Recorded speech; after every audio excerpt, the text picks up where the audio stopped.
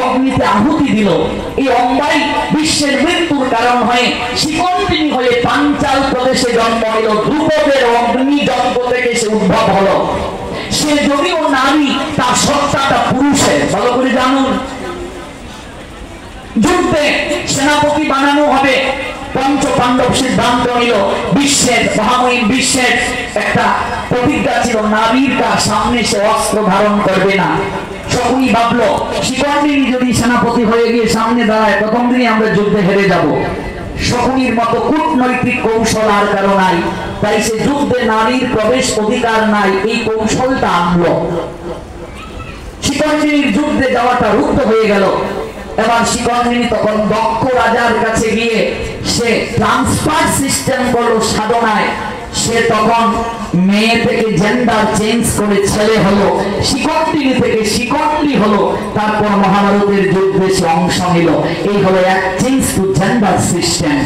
আমি যদি এইভাবে একটার পর একটা আপনাকে ব্যাখ্যা বলতে শুরু করি, আপনি অবাক হবেন যে আমাদের আয়ুর্বেদ শাস্ত্রের একটা অংশ চিকিৎসা বিজ্ঞান, এই মাধ্যাকর্ষণ শক্তি থেকে শুরু করে আপনি অবাক হবেন আমাদের ধর্মের কত চমৎকার চমৎকার তত্ত্ব দর্শন বিজ্ঞান গ্রহণ করেছে। এটা থেকে আমরা কখনো ভাবার চেষ্টা করি না।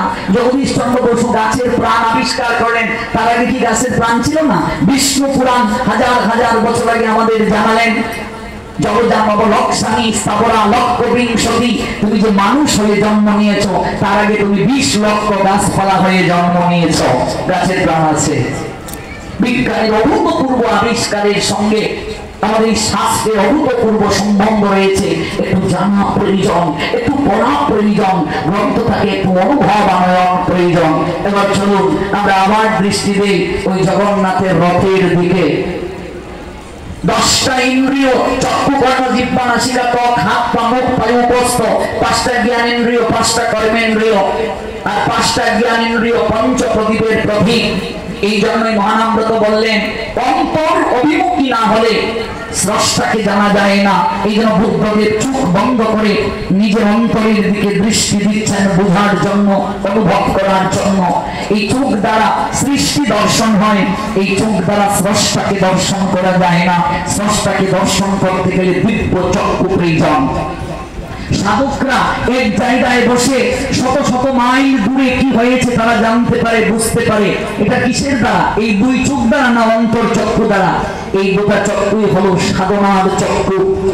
যখন সুরদাস দক্ষিণ ভারতের মহাসাধক অন্ধ ছিলেন, তিনি যখন রাধাকুণ্ডে ভজন করেন, প্রিয়া প্রীতমের প্রেমময়ী রাধারানী আর শ্রী গোবিন্দের যখন ভজন করেন, অজুর দ্বারায় ডাকছেন, একদিন কাপুর কণ্ঠে কাঁপতে কাঁপতে নয়নের জলে বক্ষ তার ভেসে গেল।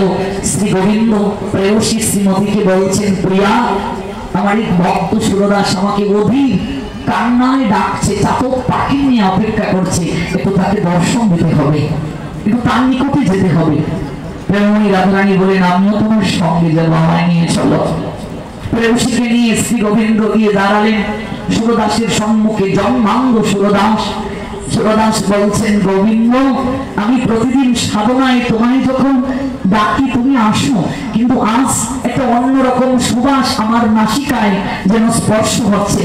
আমার মন বলছে তোমার সঙ্গে আজকেও না কেউ আছে। তোমার অঙ্গ গন্ধ তো আমি অনুভব করতে পারছি। আমি তো তোমাকে অন্তর চক্ষু দ্বারা সত্য দর্শন করি। বলো না তোমার সঙ্গে কে? আমার নাসিকায় এক অনিন্দ্রময় সুবাস আমি অনুভব করতে পারছি। গোবিন্দ বলছেন, সুরদাস, তোমার এই দুটো নয়ন হয়তো অন্ধ, কিন্তু তোমার অন্তর নয়ন দ্বারা তো তুমি সতত বলছো দর্শন করো। তাহলে তুমি বলো না আমার সঙ্গে কে? সুরদাস তখন কেঁদে কেঁদে বলছে, এতদিন আমি যাকে একবার কৃপা প্রাপ্তির জন্য আহাজারি করেছি তোমার চরণে, তুমি যার নামে শতত বংশী বাজাও, সেই প্রেয়সী শ্রীমতী রাধারানী তোমার বাম দিকে দণ্ডায়মান হয়ে আছেন। গোবিন্দ, আমি শতত তাকে দর্শন করতে পারছি।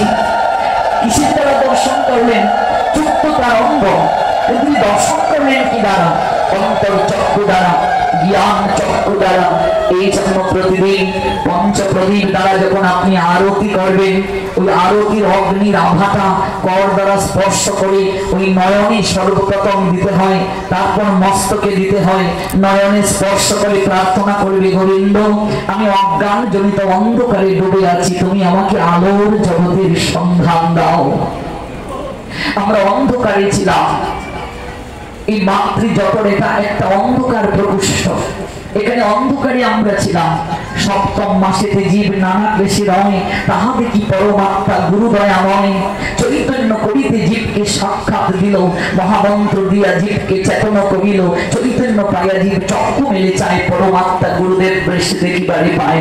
এই গর্ভাবাসী জীব তুমি কত কষ্ট পাও, গর্ভাবাস ছাড়ি তুমি জম্বুদ্বীপে যাও।